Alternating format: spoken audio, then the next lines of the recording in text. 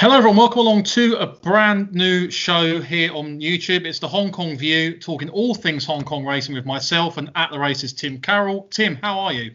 Yeah, good, Luca. Great to join you. It's a very good thing to do, and I think the best place to start would be Happy Valley on Wednesday. The first place to start for me would be Pleclone, who finished second behind Mercurial during Happy Valley last time out. Both of them two went quite hard on the front end, and Mercurial won in the end. Pleclone couldn't perhaps peg back Mercurial, but what was your thoughts on the race, Tim? Yeah, look, it was a tough watch because I was on Pleclone. He was actually my nap on the card as well. I thought he ran really well, but Mercurial's an unexposed type, and they smashed into him, and he duly came out and ran a ripper. To be fair, he did. The rider ended up with a 3-day ban. He kind of cleaned up our horse and a couple in behind, but he was still much the best on the day.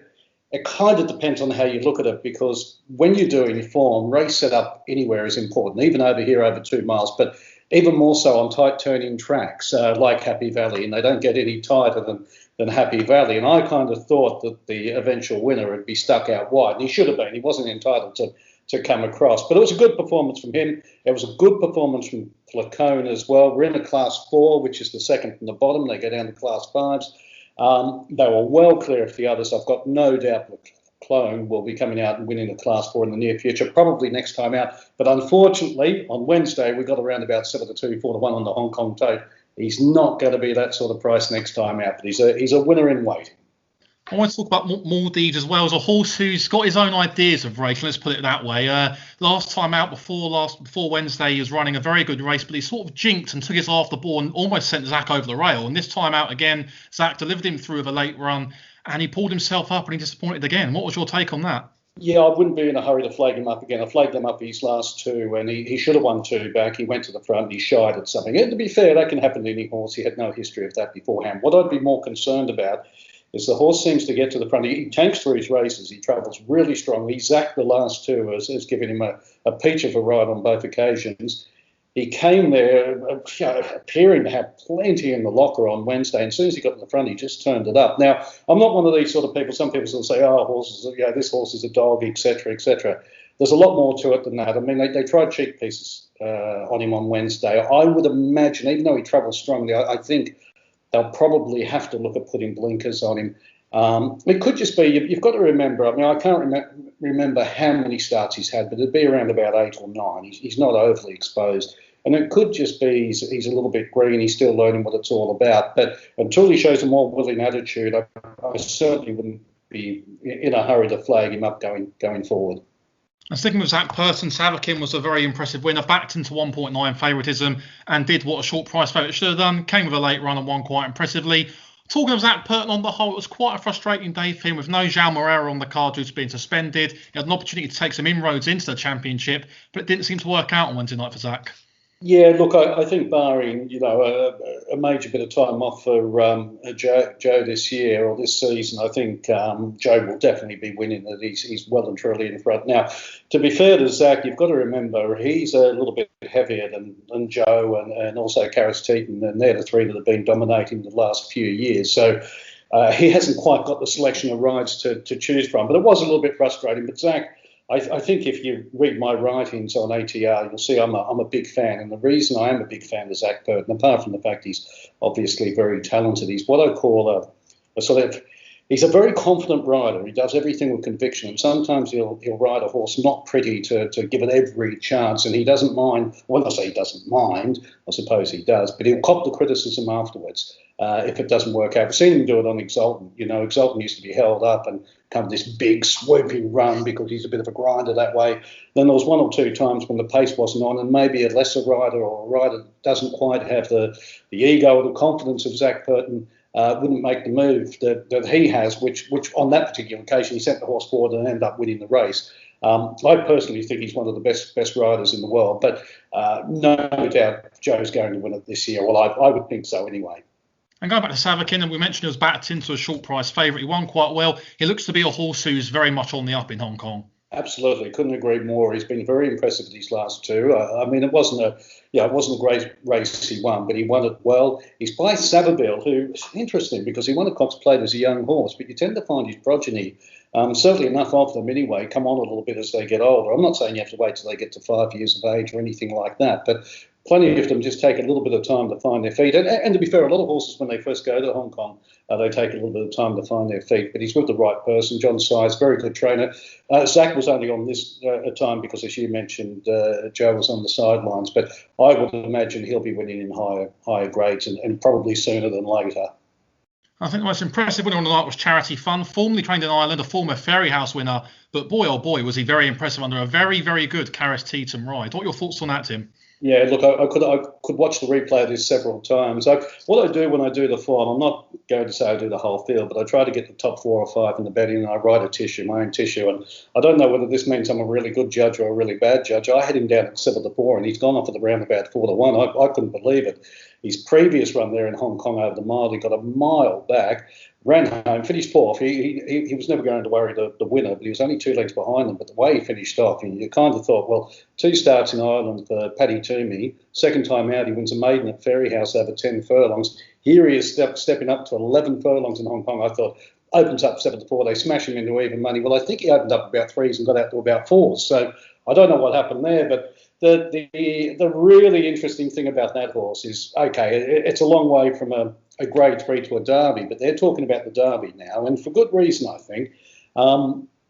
He'd be interesting because they said beforehand, apparently the connection's got together and said to the rider, look, if you can win big, because we need to get a decent penalty here, and he probably needs to go in and win again if he is to get into the derby. So I'd certainly be all over him next time, even though he's going to go up in grade, or most likely because he's going to cop a pretty hefty penalty for a 4-length win.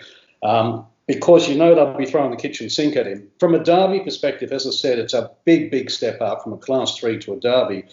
But what you tend to find in the derby, especially there, I say the horses from Australia, a lot of them are natural milers that have been tried at the mile and a quarter because it is the derby. The one thing about this horse, he'll have no problems with the trip. And the other thing that did surprise me a little bit on Wednesday, I kind of thought, even though he was stepping up in trip, just looking at his run style, I mean, he was at one stage he was 4 lengths behind the second last horse, previous start. I still thought they'd ride him from the second half of the field, but he parked up in a great spot right behind the leaders. I'm not complaining. I was rapt to see him there because I knew he'd stay the trip.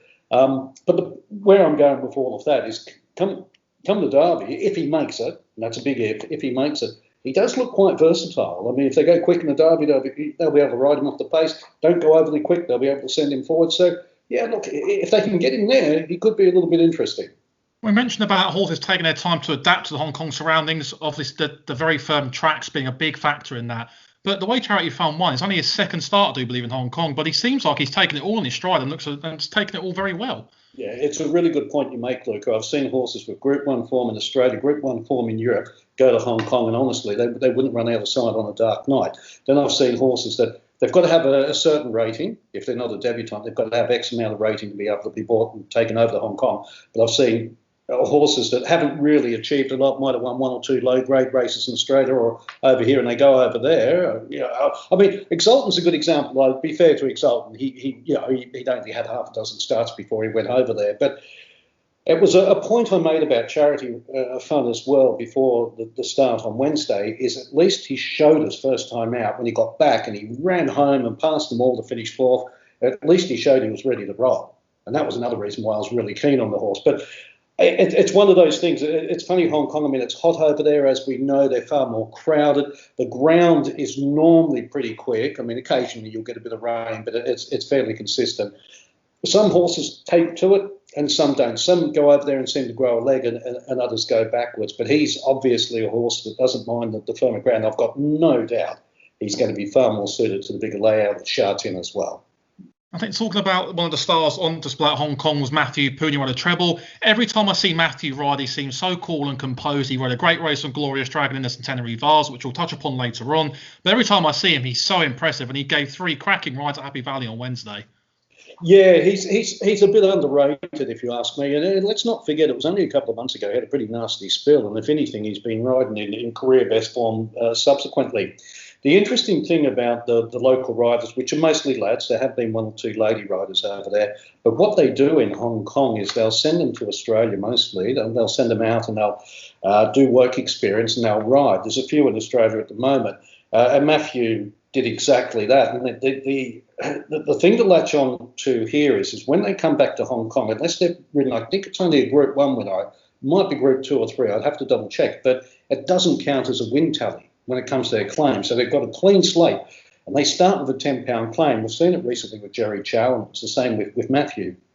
And what they do is they come over, they could have had 400 or 500 rides and ridden 60, 70 winners, and they're claiming £10. Now, I can tell you they're absolutely worth their claim when they first start off over there. And the other thing they tend to do in Hong Kong, when they go back to Hong Kong, and I think this is just simply because the riding ranks over there has got so much depth, as you would expect. I mean, there's a lot of riders that want to be based over there, and you've got the best from South America, Europe, obviously, Australia, and elsewhere, South Africa.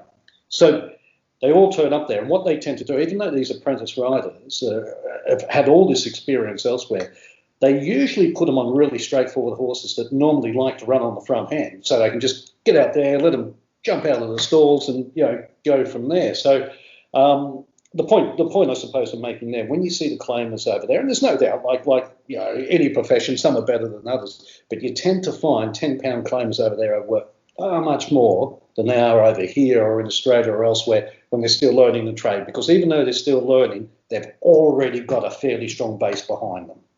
So we're talking about young jockeys quick before we move on to Charlton. We mentioned about Jerry Chow, who's done very well himself. Would there be anybody else who you flag up to track as a young jockey coming through the ranks at Hong Kong? It's difficult at the moment because Jerry's the latest apprentice to kick a few goals, and now in racehorse terms he's starting to look a bit exposed. We all know who he is and what he does. He's still very much worth his £7 claim, even though he got himself into a little bit of trouble on Wednesday. He got a 3-day ban for that incident with Clone, but. You will find most of them, and I must admit I forgot the young lad's name, but there's one that's got some fairly big raps on, which just started off in Australia, and maybe when we do our show next week, I'll bring you some details. But I know he was only having his first ride. I think it was actually on the weekend, just gone. But as I said, you tend to find most of them start off elsewhere, then they come to Hong Kong and sort of get rolling from there. So it's a little bit difficult to pick one out because Jerry would still be the latest apprentice who's now been going for the best part of around about 12 months, I would imagine, in Hong Kong. Do you think it's more difficult quickly as well to ride in Hong Kong? Because to me the races seem to go very quickly over the sprint distances, and sometimes we see jockeys make manoeuvres halfway through, whereas over here in the UK there's a different style of racing. There's straight sprints and there's very few sprints on the turf that go around the bend as well. Look, when it comes to that, I think it's horses for courses. I've always kind of said if I had the favourite for the Derby over here, I'd want Ryan or Frankie or Asheen or one of those riders. In Australia, in the Melbourne Cup, I want a Damien Oliver, a Glenn Boss, a Hugh Bowman, because they know it's not just they know the tracks. They know the idiosyncrasies of the other riders and the other horses, which is hugely important. The difficult thing over here is that we have so many different tracks. I mean, you compare Goodwood to Lingfield, by goodness, they're chalk and cheese. The thing about Hong Kong, where I think it is really testing, and especially Happy Valley, if you ever go to Happy Valley, what people might not appreciate is that everyone knows it's a really tight turning little track. I mean, it nearly makes Chester look like a big track, but it also undulates. And the 6 furlongs there, when they jump out, they basically jump out, they go 50, maybe 70 yards, and they're turning right. Then they get down the back straight, round the bend, down the back straight, and this all undulates. And it's real. If you haven't been there before, very, very testing on the rider, especially if you're not, if you're on something that goes forward, that's pretty straightforward what you've got to do. So yes, it is very testing. But having said all of that, you've got to remember the riders over there, once they've been there for a while, they've only got to get accustomed to 2 tracks, Sha Tin and Happy Valley. Whereas over here, if say you bought an American jockey or an Australian jockey over here and you're based in here for a year or two, and plenty have done well. I mean, going back well before my time, let alone your time, people like George Moore. But in recent years, James McDonald did a stint over here, the Kiwi, and he rode with plenty of success attached to Godolphin. But having said that, they come over here, and all of a sudden you're riding a course like Newmarket, then you're riding Goodwood, then you're riding Ascot, then you're going, I don't know if James ever rode at Wolverhampton, I'd have to check, but you've got a track like that, a track like Brighton. There's so much diversity in the racetracks over here. So I think it kind of takes a bit of time for a rider to get accustomed to them. But there's no doubt that Hong Kong is very tough. And look, I'm probably going on here a little bit. The other thing is I've always said that there's far less margin for error in those short races on those tight tracks. If you get into a little bit of trouble over, say, 6 furlongs at Happy Valley, or even Sha Tin for that matter, 19 out of 20 times it's good night. Your race is over. Over here, if you get into a little bit of trouble at an Ascot or a Sandown, unless it's bad trouble, chances are it's recoverable. So looking into Sunday, Sha Tin, it's a huge blockbuster weekend. We've got the likes of Exultant taking on Golden 60. In my opinion, the equivalent of Anthony Joshua taking on Tyson Fury, the two heavyweights of Hong Kong racing. But we're going to talk about it later on. I'm going to start off with the Queen Silver Jubilee Cup over the 1,400 metres. I'm going to start off with Southern Legends here. A narrow Champions Mile winner, in April when he beat Beauty Generation by a bob of the head. To me, perhaps sick of the sight of seeing the backside of Golden 60 over his last couple of runs. But how would you assess his chances here on Sunday? Yeah, look, he's a good old boy. He's been a wonderful servant. He very rarely runs a bad race. If you look at his figures, actually 2-2, 3-4, 3-4, and as you said, he's been up against Golden 60 and co. My concern about Southern Legend, you'd never ride him off because he's just that sort of horse. My concern would be the fact that he's better over a mile or 9 furlongs than he is over 7 furlongs. Certainly not devoid of speed. He'll be in the first 4 or 5, but I just don't know if his old legs are going to quite have that turn of foot over the 7 furlongs. But I would not put a line through him. So what did you make last season when he beat Beauty Generation? Perhaps do you think that was a good performance because Beauty Generation perhaps wasn't at the peak of his powers anymore? And it was a bob of the head, as we discussed earlier. But how did you take that performance from the Champions Mile last season?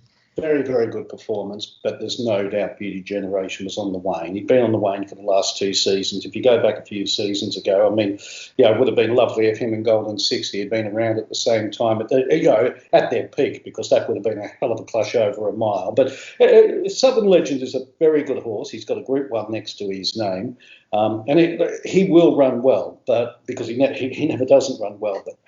You've got to go back to the last time you put in a decent or a winning performance over 7 furlongs. In fact, it's very rare they send him over 7 furlongs. It's just that this is a Group 1 and it's somewhere in his range.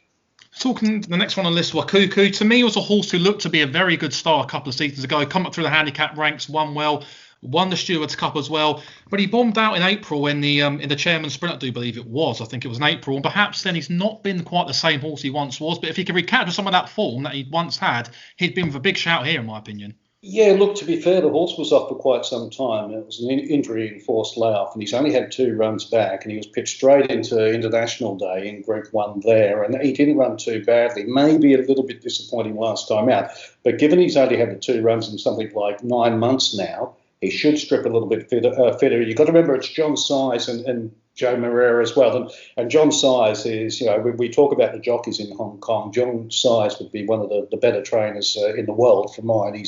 He's an absolute master at placing his horses properly, bringing them through the grades, and he's also very patient. I think he's got that sort of clout. Trainers, when they get to a certain level, can say to an owner, look, just ease up a little bit. This is what I want to do with the horse, and you'll get the best result. I think he's a major player here, although he's not my on-top selection because I think he'll be close to favourite, and I've just looked for a little bit of value. And talking of Kaying Star, he comes in number 3 here in this race. I spoke to Zach Purton on the Thursday after the weekend's racing, and when he finished in behind Golden 60, and it was quite a tactical race, that race, where I think they tried everything they could to get Golden 60 beat. Zach went quite slow throughout, and then from the 400 onwards, he really put the pedal down and tried to almost run the finish out of Golden 60. It nearly worked, but Golden 60 being Golden 60 just came out on top. How would you assess his chance here? If he was to get a soft lead and dictate affairs, could he be hard to peg back? Yeah, look, he's going to be my selection. He doesn't win too often, and to be honest with you, this is a really tricky race. It's not from a punting perspective. It's not a race I'm overly keen on, but I think him and Buddies are the two that are likely to go forward. Now, whether Kay Ying Star leads Buddies or the other way around, I'm not sure, but Zach's sensible enough. If Buddies wants to go on with it, he'll just park him up in behind. Either way, I don't think they're going to go overly quickly on the front. I'm not saying they're going to crawl, but I don't think they'll go overly quickly. And given that a few of these are better over a mile or even further, and one or two are actually better over 6 furlongs, I kind of think Kaying Star could, well, when I say a little bit of value, I'm sure it'll be towards the sharper end of the betting, but I think he could be a major player here because I think this race is set up very nicely for him. I'm looking down the bottom of the field. Is there anything else there you think could have a chance? You mentioned Buddies for Matthew Chadwick. Would there be anything else such as maybe not usual talent, Mighty Giant, Champions, where you could perhaps come to the fore at perhaps a bigger price maybe on the day? Well, Buddy's a little bit like Kaying Star. He won't mind the 7 furlongs, and if they do go fairly slow on the front, I think he could be a little bit of a play. Wishful Think is very capable, difficult to sort of catch him at the right time, probably a bit better over 6 furlongs as well. Champions Way had a couple of these in behind 2 starts back, but that was a handicap. He was getting weight from them. So I would be surprised if he could repeat that effort off level weights. But look, it is actually a really open-looking contest on paper, and I just think Kaying Star could. Well, he should definitely give you a very decent run for your money because the race will set up nicely for him. Moving into the next race, we're going to talk about the Hong Kong Classic Cup and save the Gold Cup till last. Hong Kong Classic Cup here looks another tricky little race on paper. We've got 2 ex-Aidan O'Brien inmates here and Russian Emperor and Arthur's Kingdom going in here. We talked about how the struggle to adapt sometimes to Hong Kong racing, and these British horses in particular can struggle. We've seen the likes of Russian Emperor, Royal Ascot winner, who was well fancied for the Derby, but the Derby was run at a bit of a... People may think the Derby was a bit of a farce this year, run by Serpentine, when he won by the whole length of the track nearly, but... These 2 English horses, they've not shown too much since coming over. And do you think that's perhaps they've struggled to acclimatise to their new surroundings?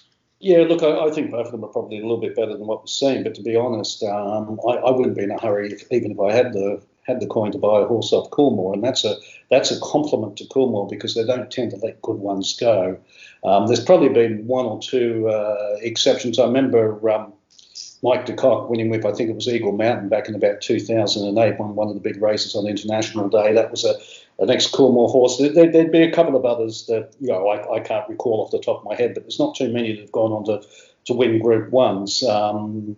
Of course, the Dragonet, or the Dragonet, depending on who you listen to, won a Cox Plate. So that would be another one. But there's very few examples of them letting the horse go and it going on to win a serious Group 1 somewhere. They wouldn't come up in my radar. I mean, to be honest with you, they just haven't done enough. Look, some horses over there will take a good season, even 2 seasons, and all of a sudden, bang, they click and they'll start running well. But I sort of kept an eye on Russian Emperor when he first went over there. I've watched his 2 runs, and to be honest with you, it's hard to find any positive in either.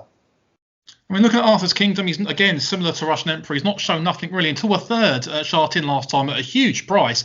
Do you think he could perhaps build on that promising run last time under Blake Shin here? Under Wagner Borges here, sorry. Yeah, well, look, I think he could. I mean, the bottom line is, at least unlike Russian Emperor, he's taken a step forward, and that's what you want to see. But he's going to have to take a big step forward to be winning this based on his previous effort. But he is heading in the right direction. But again, there's probably 3 or 4 here I'd be keen on before I'd be flagging him up. I want to mention as well Sky Darcy, a very good horse over in Hong Kong, very numerous wins, was placed at Group 2 level a couple of runs ago. Zhao Moreira on board here for Casper Fowles, 2 of the big heavyweights in Hong Kong. How would you assess Sky Darcy's chances in this race? I wouldn't write him off, but he was disappointing in the first leg last time out. I think he went off favourite in that. If he wasn't favourite, he was the second elect, and that was probably on the back of the fact that he had some strong form on the board. Plus, Joe Moreira literally had the choice of about 4 or 5 of these at the start of the series, and he elected to take Sky Darcy. And I thought he gave him a good ride last time. If you go through the steward's report, he did just meet a little bit of trouble. I'm not making too many excuses for him because it was only a little bit of trouble. So maybe he was a tad unlucky not to finish closer, but overall I thought he was pretty disappointing last time out. You've got to be fairly brave at the moment to take one on that's ridden by Joe, that's trained by Casper Fowles, that's won 3 of its last 5, but I'd be opposing him on the weekend. Looking down towards the middle of the field, Delightful Louse is a horse who's a bit of an intriguing one with a bit of a form boost with The Rock, who he beat at Happy Valley last time out, and The Rock won at Sha Tin last time out as well. How would you assess Delightful Louse's chances here away from Happy Valley and at Sha Tin? Yeah, I've flagged him up a couple of times. He's won 2 of his last 3. This will be his acid test. I mean, when you look at this race, they run it off set weights, and we've got the local ratings, and at the top you've got Sky Darcy 103, at the bottom, your horses are rated 83. Yeah, Delightful Louse comes in at 88. Now, that's £15 off the top-rated horse, despite the fact they go off level weight. So you can see the task at hand. He's probably going to, well, not probably, he's going to have to run a career best by some way, and he's probably going to have to rely on a few above him to run below par. Maybe he's the sort of horse I'd put in. And I like the horse. I've played him up a couple of times, but like I said, he's taken a big step here. He's going into far deeper waters. He's the sort of horse, if you play the place pot, or you like to play TriCast or something like that, I certainly wouldn't put you off putting him on the third line. I'm looking at the next two. Excellent Proposal and Lucky Express were first and second in the Hong Kong Classic Mile. Would you expect Excellent Proposal to confirm that form with Lucky Express, or could you possibly see a reversal in form between the two? No, I don't think so, although the run of the second horse last time out was pretty decent. But an Excellent Proposal had won 4 on the bounce, and he went into the first leg. Before the first leg, he made a return after a short layoff. Now, he's trained by John Size, and he was one of the ones that Joe Moreira could have ridden because Joe normally rides him, and Joe elected to go with Sky Darcy. As we know, Excellent Proposal came out under Blake Shinn and won at around about 20-1 and was very impressive. Now, that was over a mile. He got back. He was probably in the last 3 or 4. He ran over the top of them down the centre of the track. They now step up to 9 furlongs, same conditions, weight for age or set weights if you like. It's difficult to see why, if he reproduces that run and has a clear round, why they would turn the form around with him. The one, and it might not even be a negative, but the one potential negative is he's drawn in 5. He's going to be very much in the second half again. So chances are that Blake's either going to have to thread the needle or come around the outside again. Just a word on Blake Shinn as well. If you want me to give you a really underrated rider in Hong Kong at the moment, it would definitely be Blake Shinn. I mean, he's won big races, big Group 1s and ridden for all the big trainers in Australia. He's a lot better rider than what his Hong Kong record says at the moment. In fact, I think, and I'll stand corrected, but I think his last 6 winners have all been at double figures. And and he is just starting to get on some pretty decent cattle at the moment. Don't be surprised if over the next 12 months, I believe in what Blake has said, he's going to renew his contract if the club offer him one, which I would think is highly likely. Don't be surprised over the remainder of this season, next season, if he really starts to blossom. And Tim, if I had to press you for a pick in this race, what would be your pick and your reasons why? Oh, Excellent Proposal. I do like him. He's not going to be the price he was last time. I'd be surprised if he wasn't favourite, despite the fact that Joe Moreira is stuck solid with Sky Darcy. Look, the extra furlong is really going to suit him. He's won 4 of his last 5. He's trained by John Size, and he's got a top pile of the board. And before we look ahead to some preview the Gold Cup, we mentioned a couple of bets on the rest of the Sha Tin card. For the viewers at home, what would you be able to give a little bit more information on them? Yeah, what I tend to do with the ATR piece is I'll give my top couple of bets. In fact, I normally give an each way play as well. I've got one this week I think is going to be about 50-1. But mind you, we had one at 90-1 run second not so long ago, so you never know. There's a couple here. If you go to race 5, which is the California Memory Handicap, it's a class 4 over the 7 furlongs. I'll just check the time for your viewers. 7:05 UK time.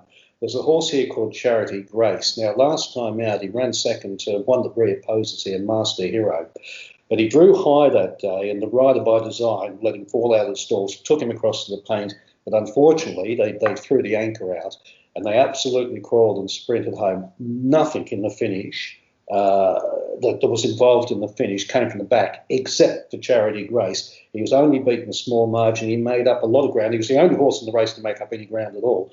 He's a lot better drawn this time. Now, not for 1 minute do I think he's going to be sitting in the first 2 or 3, but I think they'll be able to sit him a lot closer. And whilst on paper they won't go like bats out of hell, I'd like to think it's going to be a more sensible pace, and I really do think that he is one of the better bets on the card.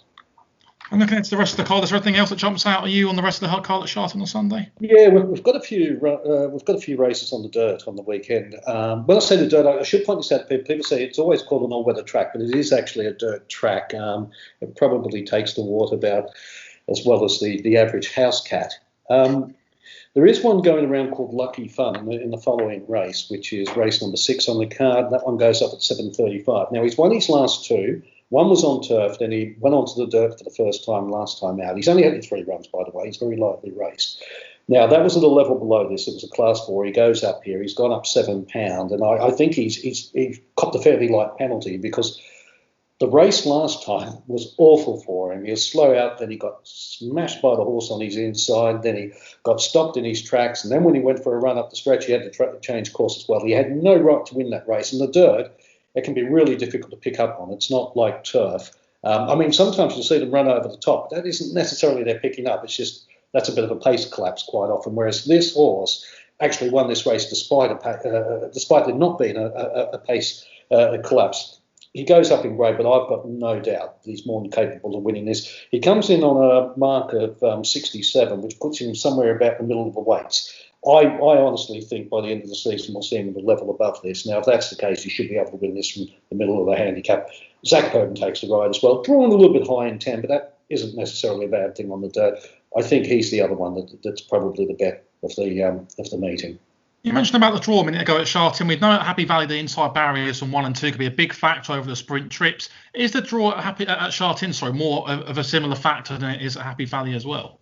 Yeah, not as big a factor. If you look at the stats, it would say that quite often they can win from high, even over the 6 furlongs. The 5 furlong course at Sharton is a straight course, and they, although it's interesting, Stall 1, which is the far side, the winning post side, doesn't actually have a bad strike rate, and my take on that is probably because you've got clean air over there, but they all look to come grandstand the middle, down the outside. You'll never see a straight race at Sharton where they don't look for that grandstand rail. So the line of thought is you're better off being drawn high, especially if you've got a horse that pings and wants to go to the front, because then you can just grab the paint on the grandstand rail and from there it's a fairly straightforward assignment. But no, the draw, again, too, it depends on the shape of the race. You don't want to be drawing 14 from 14 over any trip if you're looking to lead, and there's 4 or 5 underneath you that want to go quickly. But if you're looking to go back, or there's nothing underneath you that wants to go quickly, it's not a bigger problem. Whereas at Happy Valley, the 2 trips, actually, the 5 furlongs isn't too bad because they jump out and they go down the back straight. The 6 furlong, you jump out and you turn straight away. The mile, or it's actually 1,650 metres, it's about 100 yards before the winning post. So you come out, you haven't got much before you've got to turn again. 6 furlongs, if you've got a horse that goes forward, you definitely want to be drawn low. Even the mile, not quite as imperative as the 6 furlongs, but it's still, you don't want to be drawn 12 out of 12 if you're looking to go forward over the mile at Happy Valley. Moving ahead to the big feature, of course, on Sunday morning, it is the Hong Kong Gold Cup, as we mentioned earlier on. For people who don't know about Golden 60, before we look in depth into this race, he's going for his 13th straight win. How good is he for the people at home who perhaps don't know much about him? Oh, he's definitely one of the best horses in the world. It's a funny one with Hong Kong because I remember when Abel Friend came over here a few years ago with the big raps and he won badly and sort of people maybe questioned the form. But the problem with Abel Friend was he was a bit of a boil-over type of horse. I mean, you could get a little bit stirring in Hong Kong. I was there that day at Royal Ascot. My goodness, that horse was absolutely gone before he even left the paddock. I've never seen a horse sweat as badly as what he did that day. Prior to start, I remember he got down to the start under Joe Morar and they literally had the scrapers you use on a horse after you've hosed them down to get the sweat off him. Golden 60 is probably in his league or Beauty Generations league, and who knows? I mean, he still potentially could even get a little bit better. I think at the moment he's got an international rating of about 124, 125, so time for him that'd be probably 127, 128, somewhere around there. Yeah, look, he's definitely world class. And the difference between him, where I was going with that, is if they ever travel him, and my goodness, bloody COVID, excuse me, but this would have been the year. He's a 5-year-old. He's at the peak of his powers. And I've got no doubt Dubai Turf, a Queen Anne, something like that would be right up his alley. I mean, the last few Queen Annes we've seen, with all respects to the winners, if he came over here and ran the form, he'd be winning those. He's an exceptional horse. I think his record is 15 from 16 now, and as you just mentioned, he's going for his 13th straight. The only thing that can beat him on the weekend is bad luck, because he's by far and away the best horse. And I'll say this, I don't want to go down this track, but I'll bring up Winks. A little bit like Winks is quite often it wasn't the opposition she was having to beat, it was the race setup. Again, tighter tracks, shorter distances, and we saw that with him last time. You look at the form, as you said, he's only beaten horses like Southern Legend by a small margin, but that wasn't that wasn't what he was beating on the day. What he was beating was a poor race setup. He's an exceptional horse. He's got a massive change of gear. Does go up to the 10 furlongs, but as we know, he won the Derby last year over 10 furlongs. They normally keep him around the mile, but I don't think that will worry him at all. I think, if anything, he's probably going to be as effective now at 10 furlongs as what he is at a mile. I mean, we look at. I just want to compare him to something like a Beauty Generation, for example, who really took a horse out of his comfort zone and ran a horse into submission. Whereas Golden 60 has this very incredible knack from the 400 to go into this overdrive. I can imagine it must be like sitting in a Ferrari, just waiting to put the foot down. And once you put the foot down, you go whoosh. He must be. Just the acceleration is just absolutely frightening. Yeah, look, as a rider, you'd love to ride him. I suppose the difference, as you say, Beauty Generation, it was always very straightforward. You just either went to the front or you sat outside the lead of the park. If something wanted to go quickly, you're certainly always in the first 3 or 4. Whereas this horse, and again, I'll make the Winks comparison, they keep riding him like he's a good thing. So they're dropping him back to the second half of the field and sometimes out the back and just circle the field and rely on that massive turn of foot. And I suppose one day that might bring you undone. But you're better off doing that when you've got that sort of horse underneath you than looking for runs up the inside and potentially being blocked. But you are right; he's a very different horse, although the level of ability is probably very similar to Beauty Generation at his best. But he's a different style of horse in that they normally take a sit with him, and he's just got this huge turn of foot, which you see it anywhere in the world. When you watch a horse that can go from 0 to 100 on the turn of a dime, and you look at the sectionals and you just go, oh, geez. I mean, I'm pretty sure, I need to double check this, but I'm pretty sure he ran home or ran his last 5 or 6 furlongs or something like that, or his last 4 furlongs quicker than the sprinters the other day, over a mile. And that's a big thing. Although the sprinters might be a little bit light on at the moment in Hong Kong. They're a little bit like Australia. Even when they're light on, they're still a pretty decent bunch. That's their thing over there. But yeah, he's an exceptional horse. Now the horses in training at the moment, they're actually still in work. I can't think of now that Armadai's been retired and 1 or 2 others. I can't think of anything that I'd back to beat him over a mile on a neutral track. Talking about Exultant now, he's the reigning Hong Kong Horse of the Year champion stayer. In my opinion, this year things haven't gone to plan, and I spoke to Zach Purton as well a couple of weeks ago, and he mentioned that he's perhaps not relaxing his races anymore like he used to. And to me, he just seemed a little bit one pace, and his run in the Centenary Vase last time behind Glorious Dragon seemed to me that when he got caught a little bit tack for toe. And do you think he's a horse who could be perhaps his powers are on the wane? I think they are a little bit on the wane. To be fair, he's always been a horse that he's never had a turn of foot, ever. He's always been, I'm not saying he's in the same league, but a little bit like, actually, I suppose a little bit like Highland Reel, and he's just a relentless galloper, although Highland Reel had more natural speed. I think probably with Exultant now, his best hope of winning big Group 1s is over 1.5 miles, and there's only a few of those in Hong Kong. He's still a very good horse, but he has been runner-up at his last 4, and I just think now he's a 7-year-old. I mean, let's not forget, he is getting on a little bit as well. And I'm just looking at his record now. I mean, he's had the 29 starts over there, 11 wins, and been placed 14 times. And he's been going around in, Group 1s, Group 2s, Group 3s. They don't dodge anything with him. And he's only been outside of the first 3 on 5 occasions. But, age catches up with all of them, caught up with Beauty Generation. And, I know maybe, you could even say Enable, have a look at how good she was as a 3-year-old, but I think it's fair to say that, last season she probably dropped off a little bit. I think you're right. He's still a very good horse. He's not, barring bad luck, there's no way tactically or from an ability perspective, I can see how he beats Golden 60. It would only be, something that is unforeseen happening to Golden 60. He doesn't finish in front of him. Unfortunately, this race, it's going to be one of those ones, a little bit like when you watch Frankel or you watch Winks or you watch Black Caviar, all these wonderful horses.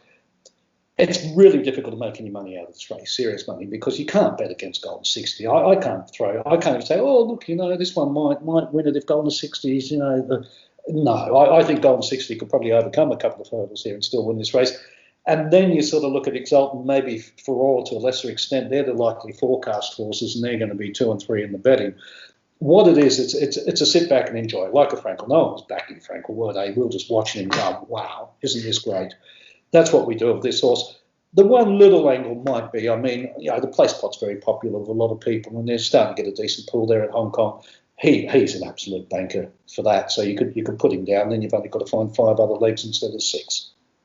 So with Exultant, if you're Zach Purton, how do you plan on going to ride him? Because if you try and go in behind Golden 60, there's going to be no chance of getting past him. If you try and run a finish out of him, he'll probably win there. And I remember Zach Purton saying to me after riding Carrying Star, to beat Golden 60, you can't beat him. You can go fast, you can go slow, you just can't beat him. So how can Exultant perhaps throw down a major threat during the race to Golden 60?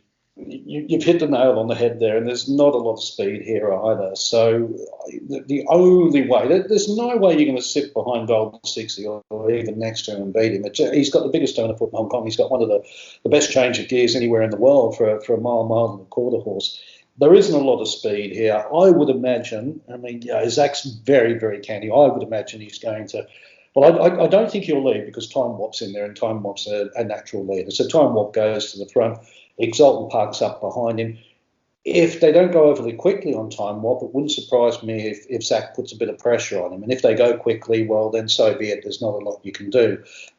If they don't go overly quick, and I don't think they will, don't be surprised. And this is what I mean about Zach Burton being so good. Don't be surprised if he takes off a mile out, because he'll be thinking, I've got Golden 63, 4, 5 lengths behind me. I can't beat him unless I open up a break. And the other thing is, too, as I said, Exultant, even these absolute primes, never had a big turn of foot. He's just had that big swooping run that he can put in. Don't be surprised if Zach takes off really early on Exultant. Now, if it doesn't pan out and he collapses and falls, it finishes out the back somewhere, that's when Zach gets the, you'll get the armchair jockeys sort of saying, oh, why did he do that? He's wrecked his chances. I had him in the forecast. No, the bloke's trying to win the race. It's a little bit like Kieran Fallon on Yates when he went to the Melbourne Cup. He took off far earlier than what most people would do. And I know he copped a lot of flack for that ride, and I never got it, because what it was with Yates, as good as he was, again, he wasn't a change of gear horse. He was a relentless galloper. So what Kieran was trying to do was basically turn it into a staying race, because back then there weren't that many European horses in it, and they tend to sort of jump out, go quickly, find their spot, and then, again, drop anchor, because there was a lot of Australian/New Zealand horses, and so you think went around it, for goodness sake. There was a lot of local horses that weren't going to run 2 mile if they went at the proper gallop. So he kind of knew that he had to sort of turn it into a staying test. I think that that's probably Zach's best chance. I mean, you look at that, as a jockey that, Golden 60 should be winning the race, but don't be surprised if I would think Exultant sits forward, probably behind Time Warp. And I would think that Zach's going to try to wind it up early and just steal a bit of rope. And, you don't want anything unforeseen to happen, but Zach's probably sitting there and thinking, well, I hope he runs into some traffic problems or something like that. But that would be his best hope, but good luck. You mentioned about trying to kick on from a few furlongs out in a race like this. Blakeshin on Playa de Fuente last year in the Derby very nearly pulled that off. It was probably one of the best rides I've seen, a very good losing ride where he was out the back for a large part of the race, came out of nowhere down the back, took off, and he very nearly pulled off what was to me like the heist of the season in Hong Kong. It was almost a robbery. It was that good. Playa de Fuente here, if he was to get within the neck of Golden 60 again, would that be a bit disappointing for you? Well, I suppose it'd be disappointing from a form perspective if you thought the form was fairly solid. I mean, you've got to look at all the variables at the end of a race. I think that day, what Blake did, Blake Shelley is such a good rider. He's been responsible for some of the best beats I've ever seen. Yeah, he rode Humidor when Humidor was only a length and a half behind Winks and the Cox Plate. And I did all the data on that because, again, people go, only finished a length and a half in front of Humidor. Humidor's a 120 horse rah. But I think he saved something like 20 metres on her. It was just an incredible ride, time to perfection. With Playa del Puente, they weren't going overly quick, and he summed it up and he took off, and it left Golden 60 with a hell of a lot to do at his first try over 10 furlongs. So do I think that Playa del Puente is somewhere within half a length of Golden 60 ability-wise? Absolutely not. No way in the world. He's never won a race subsequently. It's interesting that Blakeshin didn't stay on board. If I owned Playa del Puente, I'd be booking Blakeshin every single ride. I don't think this will be run like that, even though I've said there's not a lot of speed. You've got to remember that's the 4-year-olds. This is an open race. So Time Warp, as I said, will most likely lead. He normally does. Glorious Dragon's another one that can belt along if he wants to. And Zach Burton will, he will be very aware of all of that on Exultant as well. But, funny things have happened. But let's not forget Playa del Puente was something like 220 to 1 that day for good reason. It was a hell of a ride in a race that panned out perfectly for the runner-up. Didn't pan out very well for the winner, but the winner still overcame that. I mean, looking at the bottom of the card, Glorious Dragon, to me, really is an interesting horse. He won the Centenary Vase, and he won it quite impressively. He sort of sat in behind the pace Matthew Poon, and he got a lovely dream ride up the rail, and he went and won away very easily. He's a 6-year-old, but do you think he could play a major factor in perhaps the finish of this race if there was a good pace to aim at? Yeah, he's by Teofilo, and it is interesting because he won a Grade 3 last time out, and he won it quite well. And if you go back to his, he got beaten a few times over 10 furlongs last season, but he's also won over 10 furlongs there. He's come from a long way back. He's parked in behind them as well, so tactically he's versatile. But to give you an idea here, if you look at these are local ratings. I've got his international rating here as well. His international rating is 104, whereas Golden 60 is 120. And again, we're talking about weight for age, so he's got £20 a fine on a horse. And when we say his international rating is 124, that's not just his peak. That's probably about what he's been running, nearly every time he goes around, because he is at the peak of his powers. So he could be interesting. I was going to say for each way players, but there's only 7 runners, so you've got to run 1 or 2. But I know I'm sounding a bit boring, but if anything other than Golden 60 wins this race, I mean, it will be the shock of all shocks. It'll be one of the biggest shocks we've seen in Hong Kong for a while, which sounds kind of weird, really, when you consider how good Exultant is and the fact he's the reigning Hong Kong horse of the year. But I think Exultant is a brilliant Hong Kong horse and has been for a few years. I think Golden 60 is one of these horses that's going to be remembered as one of the all-time greats in Hong Kong. Silent Witness, Able Friend, that sort of, beauty generation. I think he's going to, the way he's going, I mean, eventually, who knows? I don't think he's there yet, but eventually he could even be remembered as the best horse we've ever seen in Hong Kong if they get another good 2 seasons out of him. I mean, looking at just wrap this race up, the final 2 on the card here. Time won the race last year, perhaps benefited from a good ride from João Moreira, where Zach Purton had a nightmare trip round. He was caught 3 wide around the bend, and by the time he got going, it was far too late. And Columbus County, I thought had a good chance in the Vase last time out. Casper Founds has been looking to aiming him at the staying races this season, but it was very disappointing last time in the Centenary Vase, and I can't really see him troubling any of the main market leaders here either. Yeah, look, he wasn't beaten that far. He was ridden by Christophe Soumillon. Mind you, we've got that man again aboard Blake Shin who's capable of pulling out an upset and a decent ride. I know what you're saying because he was very impressive. He won a Grade 2 at the start of the season over 9 furlongs by about 2 lengths. I'm pretty sure Joe rode him on that occasion. He's subsequently been turned over 3 times, although 2 of those runs were pretty good. Again, when you look at his rating, I mean, he's got a lot to find on, not on just Golden 60. Exultant's 120, Faurore's 117, and that's their international rating. That isn't the Hong Kong rating. I mean, these are pretty serious horses. I just having a look. Columbus County, he's actually rated 115, so I suppose it's not beyond the realms of possibility, but it would surprise me a little bit. We can scratch around forever and a day on this race, but it's like looking at the race with Frankel in it, and you're trying to find reasons why he's going to get beaten. And apart from, a hell of a lot of bad luck, including a shocking ride, you just can't find a reason why he should be beaten.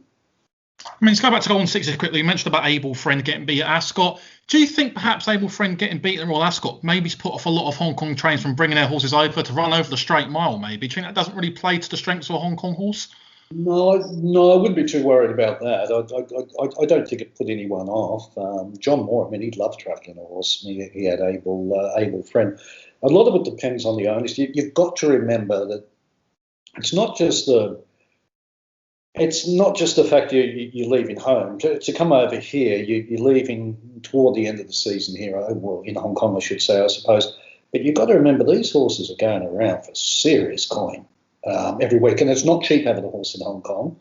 To be straightforward, you've got to be a member of the club to own a horse, and the people that own these horses, they're doing all right, if you know what I mean. The sensible thing with Golden 60 is to keep them in Hong Kong and win as much money as you can, because most of these horses are geldings. You're not going to come over here and win a Queen Anne or anything else for that matter and improve their value, but some of the owners are keen. I mean, I know the owner of Classique Legend, who unfortunately bombed in the sprint on International Day, although he's a lot better than that. He's keen to take the horse everywhere. That's why we want to see that horse do well. I mean, he's talking up Dubai, Australia, and Europe, and that's what we'd love to see. No, look, to answer your question, I don't think it puts them off. The trainers, I think, love it, actually. They get to have a trip. They get to come over here to Royal Ascot, probably the most famous flat meeting in the world, or to Dubai or wherever they're taking the horse. I think it's more the owners just sit back and go, yeah, I mean, this race on the weekend, you have a look at it. You take Golden 60 out of it, Exultant's 120, Faurore's 117, Columbus County 115, you've got a field of 7. How much is it worth? £1.2 million.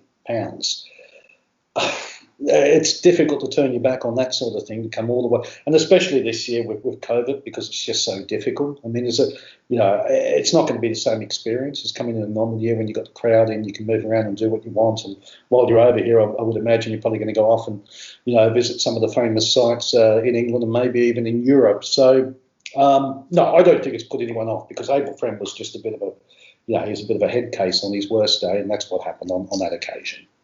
So just finally, to wrap up the Gold Cup, what would be, is Exultant and Golden 60 all 1-2 for this race?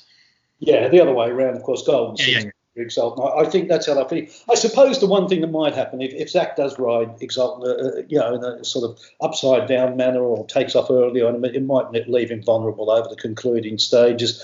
If that's the case, I hate to say it, but Paul's been pretty good this season. He's also been kept at the top level. He'd be the obvious one. If by some chance they crawl on the front end, I suppose the old boy, Time Warp, I mean, he's getting a lot older now. He hasn't won for a while, but he's still capable of just throwing in that decent one now and then. But if you're going to put Golden 60 on top of the forecast, you don't want to be taking too many of them, because it ain't going to pay a great deal. Thank you guys for watching the Hong Kong View. I've been Luke Viscosi, and thanks to Tim Carroll as well. A big weekend of Hong Kong racing coming up this weekend. We look forward to reviewing it all next weekend. Thank you for watching, guys, and we'll see you all on the next episode.